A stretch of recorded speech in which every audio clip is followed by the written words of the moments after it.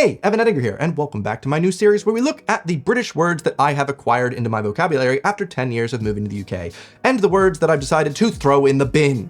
This is one of those videos, and today's topic is food words. So, the first one, we're talking about a big green gourd. Nice long, you slice it up, usually you put it under heat, yum yum yum.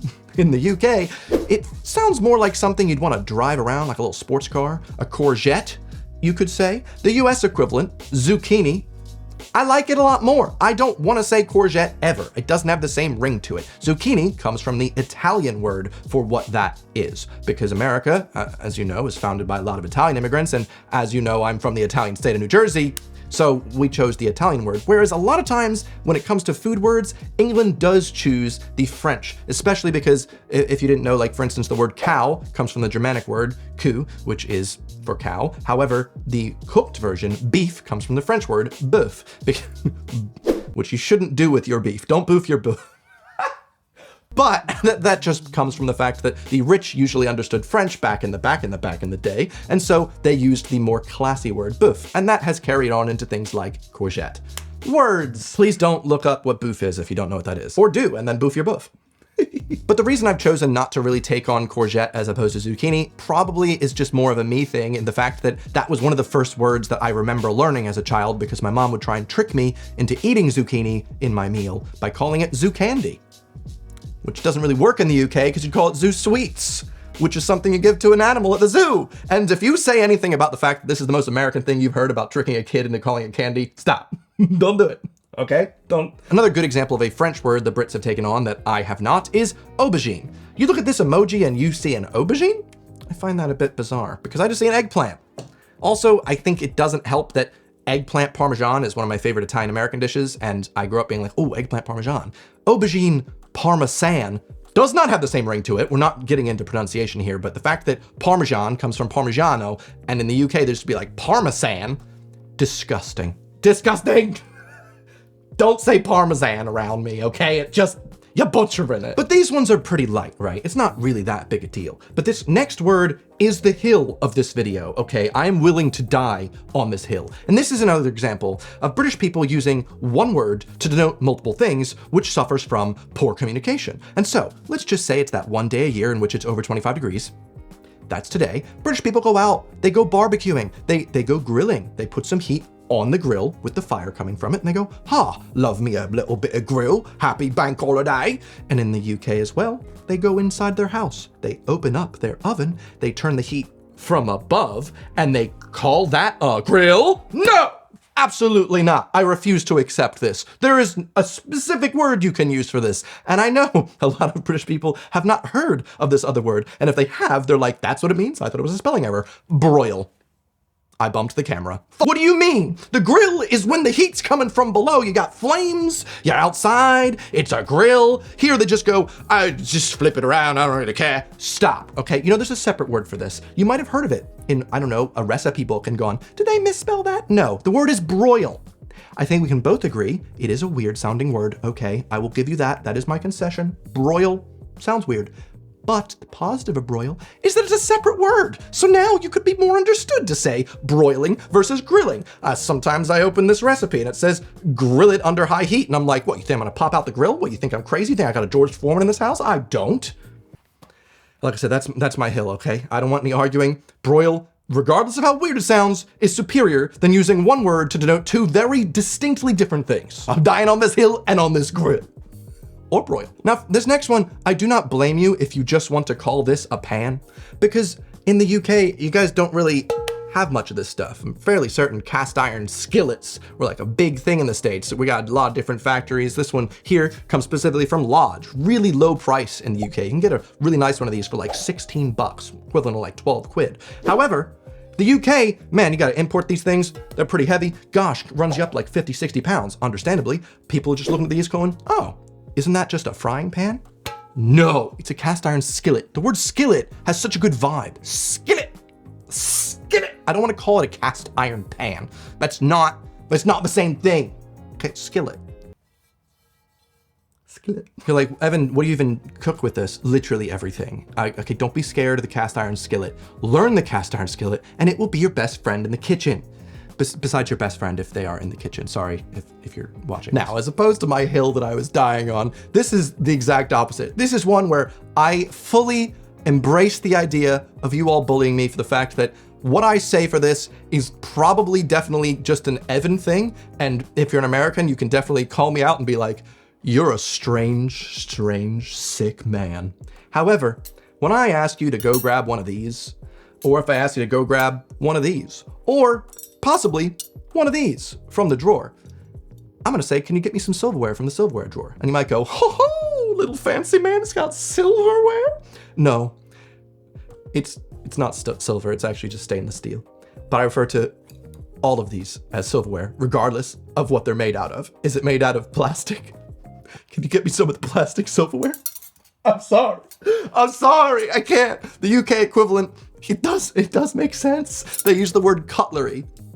Yeah, like I said, I admit, cutlery, it does make sense. Sometimes the words you choose in your vernacular, they don't have to make sense, okay? These are all a little bit of a piss take fun videos, but I fully admit, I should probably say cutlery, but I've just been saying silverware for so long in my life, I just continue saying silverware. Also, while we're on the topic, leave me a comment whether you're team fork and knife or team knife and fork. I know that's regional because everyone I know from the States said fork and knife, and British people really hate it when you say that, especially because I don't even need that. I just use a fork, boom. And that's probably the most American thing about me is I really don't need a knife for anything but steak. You get really good and strong, using the side of the fork, okay? It's superior. Call me an animal. In the UK, if you have a gelatin dessert, it's wibbly wobbly, you call it a jelly.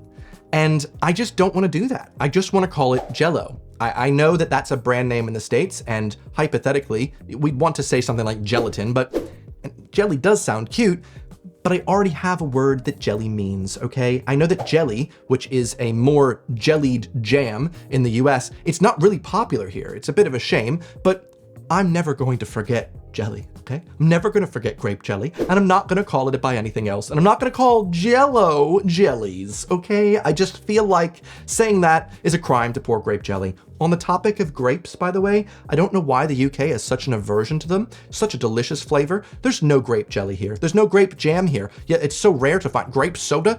I don't know why it's so hard to find a good grape flavored thing in the UK. You guys got black currants though, and those are pretty darn mid, so sorry. Not sorry. If you want to order some food from a restaurant and bring it with you, in the US we call that a carryout. I don't really like the word, to be honest. I worked at the carryout counter quite a lot. I didn't use it because I thought, that just sounds weird. The UK equivalent? Takeaway. Oh, actually that's quite cute, isn't it? Get a takeaway tonight. Oh, I could fancy a takeaway. I will agree, takeaway does sound nice. However, I'm not fully 100% takeaway because there's another word that just ding ding entered the ring, takeout. I'm ordering some takeout. It's a little bit faster, it's a little bit more up my alley, and I'm using that 60% of the time, but I will digress.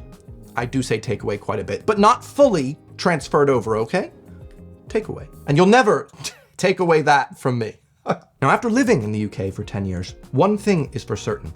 British people love corn. They will throw it in everything possible where it does not belong. They will throw it in a tuna sandwich and think it made it better. You're wrong. They will put it on a pizza. Crimes against humanity. And they will say, love a bit of sweet corn. What was that? Sweet corn? Oh yes, some sweet corn next to my savory steak and my sour lemon. You don't need to have an adjective. You can just say corn. It's okay. We understand. You don't have to describe it as sweet. We get it. I know that there are two different types of corn. You got the corn by the side of the road, as I used to live next to cornfields, and if you try and steal some corn, that's actually for the animals. It's not that sweet. But I don't even think most Brits know that, okay? They just call it sweet corn. I'm just saying, I'm gonna give you permission. You could just call it corn now. Saves you one syllable. And also, stop putting it on everything. You're ruining everything. Now, no matter where you are in the UK, you could be 2 villages over and have a completely different accent with lots of different words in your vernacular. And that's so cool. In the US, it's not quite as diverse like that, but I am very proud of the words that I've gained from living in my little area of South Jersey. And one of those words is hoagie. I just really like that word. Now, I can't really get a good hoagie in the UK, spare like maybe 1 or 2 American-themed places, specifically Philly-themed places, but sometimes I just want to get a good hoagie roll. And that's really hard to find because in the UK, they only have baguettes made badly. No offense, it's just the French, you know, they've got that on lock. And then the word that you can try and find a hoagie roll here for is soft baton, which sounds more like a problem you should probably talk to your doctor about if you've got some performance issues. Sorry, I've got a bit of a soft baton the missus wants me to check up. I don't think it's a problem. You know what? What was that? But soft baton? Also, just throwing it out there, soft baton isn't anywhere near as close as an actual hoagie roll. It's just a softer baton. I will say hoagie roll to the day I die. You ain't gonna catch me saying soft baton. What's the problem, sir? Can't get your dough to rise? Now, say what you want about the Brits, but they do love a good beatbox unnecessarily. If you want to get milk from the supermarket, and maybe you're on a bit of a cut and you want to have some milk that's got a lot of fat removed, well, in the UK, you'd go skimmity milk, a little skimmity bop bop. For some reason, they put the ED at the end, as opposed to saying skim milk, they go with skimmed milk. Now, obviously, I'm enunciating it extra for funs, but skimmed milk, skimmed milk, skimmed. No, I don't want your skimmed milk. I just want skim milk, okay? Similar topic, sour cream. I just want some sour cream. I don't want some sour cream. It sounds more like sorta, you know, something on a radio show. No, just sour cream, not soured cream. Stop it. I understand, okay? If you need a nice high heat oil in the kitchen that's not too heavy on the flavor, well, you can always reach for the UK's word, rapeseed oil. It is made out of rapeseed oil, so like, I guess that makes sense. Why is it that I use the American word canola oil? I just like it. I think it sounds a lot better. It's called canola oil specifically because it's Canada. Canada. They actually invented a rapeseed oil that had all of the erucic acid removed so that it's fit for human consumption. So we do have rapeseed oil, but we also have canola oil, which designates a higher quality rapeseed oil fit for human consumption. In the UK, they're just drinking everything. No, they just use the same word because another example of Brits just using one word for two things. I'm sorry. I'm not sorry. I feel like the ones I refuse to say are gonna get so much more negativity in the comments, but just know this is, I'm just having fun time here, okay? Oh, yeah, I know I talked about it already, but if you haven't seen that video in which I talked about the foods banned around the world that are still legal in the US, it is really interesting. I'm picking up my mom at the airport right now. Okay, I'll see you later. Now, just so you know, these are just some words I refuse to say. It's all fun and games, though. But you wouldn't say it's all fun games, though, would you? You'd say fun and games.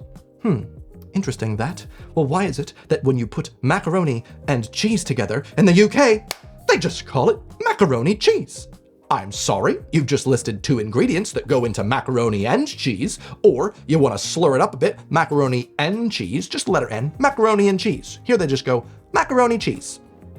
No, this is the tiniest gripe, but no. And before you go down in my comments and slander Kraft Dinner, I understand where you're coming from, but it's a college staple, please.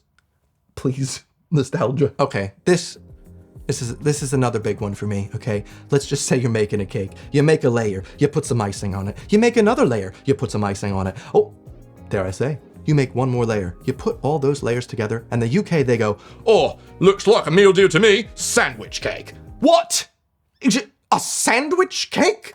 No, it's a layer cake. You have multiple layers. A sandwich? You really got sandwiches on your mind? Knowing you're gonna try and throw more sweet corn in it and be like, it's sweet, I like my sweet cakes. Stop it, please. Don't do that. Sandwich cake sounds so funny to me. I don't think I will ever call it a sandwich cake because I'm just imagining multiple sandwiches baked into a cake with no corn. Sweet cupping cakes. Brits seem to have an aversion to the word pepper. They don't like using it, first of all, as a spice because it's, a little bit too spicy. They don't like having hot peppers in their dishes because a little bit too spicy. And so they use the word chili. Chili denotes a specific type of hot pepper, but they use chili pretty much for any hot pepper. They also don't even call bell peppers, they call them capsicum, which, I don't know, it's kind of cool, I guess. But there's nothing wrong with the word pepper, guys. It's totally okay. In the US, we're gonna say jalapeno pepper. We're gonna say habanero pepper. We're actually gonna name the peppers. Whereas the UK, they go, I don't know, they're a spicy thing that we don't wanna have too much of, you know? That type of thing. Yeah. I don't think I'll ever call them chilies. I'll just call them hot peppers or their specific name, okay? All right, let's end on a doozy. It's a hot summer's day. You go to the frozen custard stand. You go to the ice cream stand. You get yourself a bit of soft-served ice cream. In the UK, they don't really have multiple choices. You just have one type. It's Mr. Whippy. It's good. I'm not trying to poo-poo on Mr. Whippy, guys. It's just, in the US, I'm used to having way more options. Either way, it's an ice cream. However, if you also maybe want to have ice cream that's on a stick, maybe some sort of ice cream that's in a bar shape, the UK goes, ice cream. What? That's ice cream. So if you go up to a guy and say you want an ice cream, he doesn't necessarily know what you want. That's called poor communication. You could call it an ice cream bar. It's a different word, that way you can signify what it is. However, ice cream, even if it's on a stick, even if it's like a Magnum type thing, to be fair, most Brits, I believe, even if it's not a Magnum, that's the brand name that comes through here. They will call all ice cream on a stick either just an ice cream or a Magnum. I did a brand deal with a rival to Magnum once, and boy, they tried to make me call it an ice cream, and I was like, no, I don't say Magnum, I don't say ice cream, call it an ice cream bar. They were like, no. Along a similar vein, right next to the ice cream bars, you'll probably find a nice frozen fruity thing on a stick that in the UK they call ice lollies. That is very cute, I will give you that. Very cute name. You might go, what's so cute about it? It's just a cute name. I'm not gonna use it. This is a video about words that I refuse to say, and I'm not gonna say ice lolly, despite how cute it is, because I just think the word popsicle, which is a brand name, makes more sense, especially because the stick that you're finished with is a popsicle stick. That's the word I would refer to as that little thing that you use usually as a kid to build with, or the doctor puts in your mouth. In the UK, correct me if I'm wrong, that's just referred to as a lolly stick. But this is a lolly stick. This is a lolly stick, this is a lolly stick.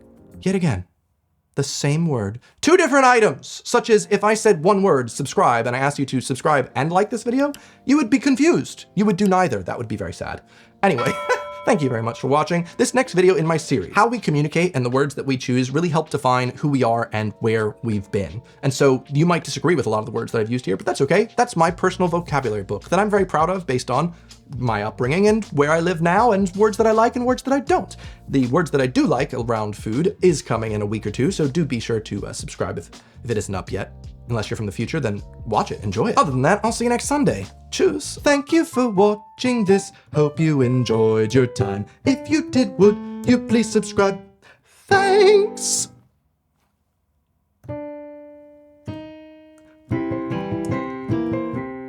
I've been practicing piano. That's a good word. An ice cream bar. Grab an ice cream bar. Or, better yet, let's just talk about you get one of those